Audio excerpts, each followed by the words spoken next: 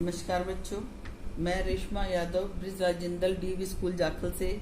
आज हम कर रहे हैं 11वीं कक्षा की पुस्तक आरोह भाग 1 के गद्य खंड का पाठ सपीती में बारिश, जिसके लेखक हैं कृष्णनाथ। कृष्णनाथ का जन्म उत्तर प्रदेश के वाराणसी नगर में 1934 ईस्वी में हुआ था। इन्होंने अर्थशास्त्र में MA किया हुआ था।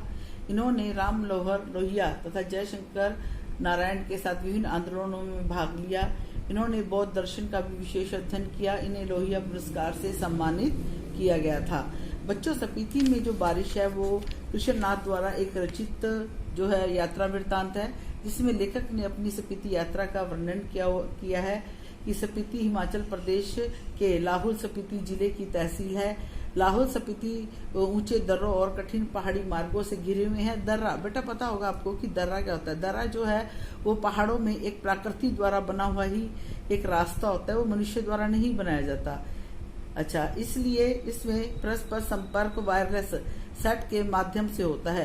क्योंकि 170 मील आना जाना बसंत में भी कठिन होता है, तो शीत ऋतु में असंभव हो जाता है।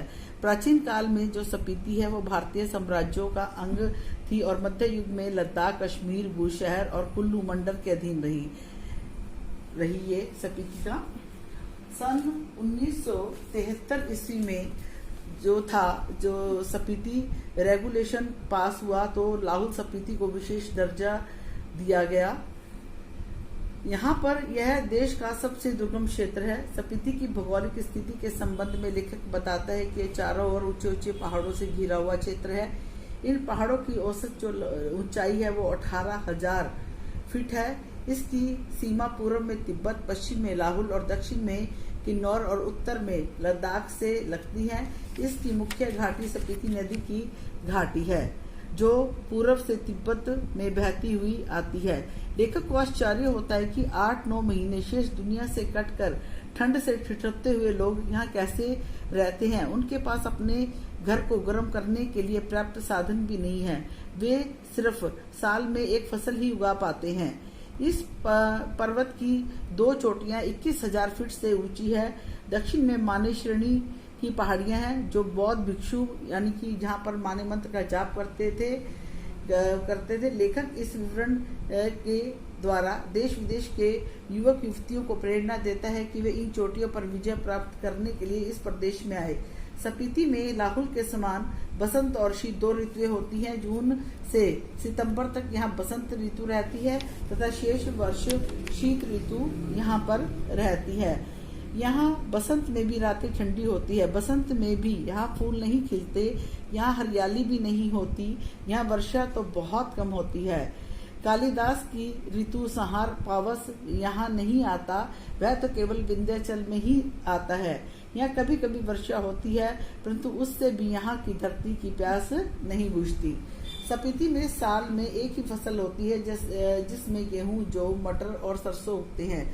सिंचाई के लिए पहाड़ों से आ रहे नालों अथवा उन पर बनाए गए पुल का सहारा लिया जाता है।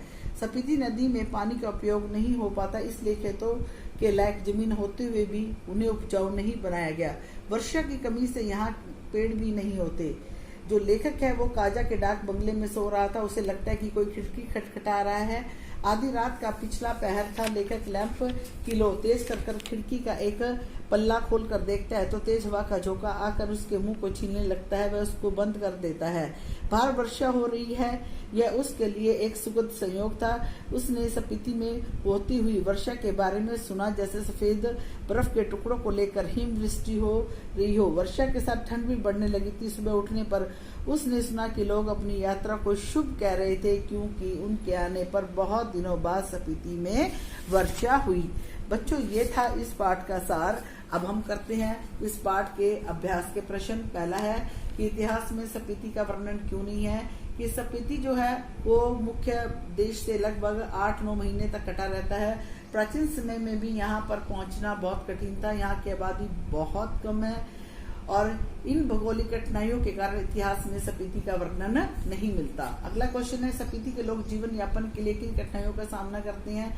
बेटा यहाँ पर जो है वर्षा कभी कभी होती है, ठंड ज्यादा होती है, बसंत में भी फूल नहीं होते, यहाँ पर सिंचाई की कोई सुविधा भी नहीं है जिससे कि भूमि को उपजाऊ बनाया जा सके, यहाँ कोई फल भी नहीं होता, शीत ऋतु में घरों को गर्म करने के लिए यहाँ पर लकड़ी भी नहीं होती।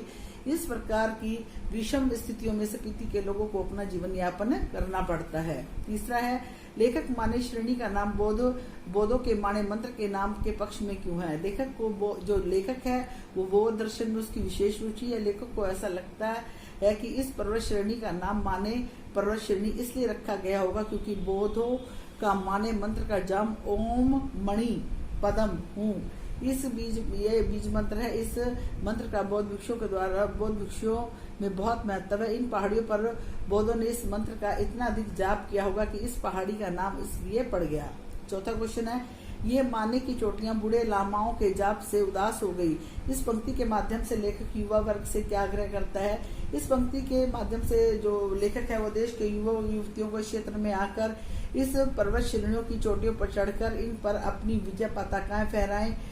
उनकी इन क्रीड़ाओं से यह क्षेत्र आनंदित हो उठेगा और स्पीति में जो एक उदासी का वातावरण है वह प्रसन्नता में बदल जाएगा। बच्चों अगला है वर्षा। यहाँ एक घटना है, एक सुगत संयोग। लेखक ने ऐसा क्यों कहा है? लेखक का मानना है कि स्पीति में दो ही ऋतुएं हैं। जो वर्षा है वो बहुत कम होती है, यहाँ की जो धरती है वो सूखी रहती है, ठंड बहुत ज्यादा होती है, यहाँ पर सिंचाई का कोई साधन नहीं है जिससे लोग भूमि को भी उपजाऊ बना सके। यहाँ पर जो वर्षा है उसका आना एक सुखद संयोग माना जाता है। स्पीति अन्य पर्वतीय स्थलों से किस प्रकार भिन्न है? अन्य जो पर्वत स्थल है वहां पर पहुंचना भी आसान है, सुख सुविधाएं भी हैं, लेकिन जो स्पीति है वो तो 8-9 महीने देश से ही कटा रहता है। यहाँ पर रहने की कोई उचित व्यवस्था भी नहीं है और यहाँ पर जो मतलब लोग हैं वो भी बड़ी मुश्किल से अपना जीवन यापन करते हैं। इस प्रकार जो स्पीति है वो अन्य पर्वतीय स्थलों से बिल्कुल ही भिन्न है। बच्चों ये थे आपके अभ्यास के प्रश्न।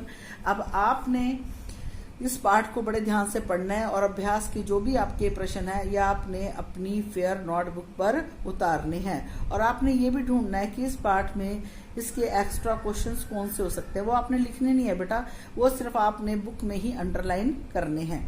धन्यवाद।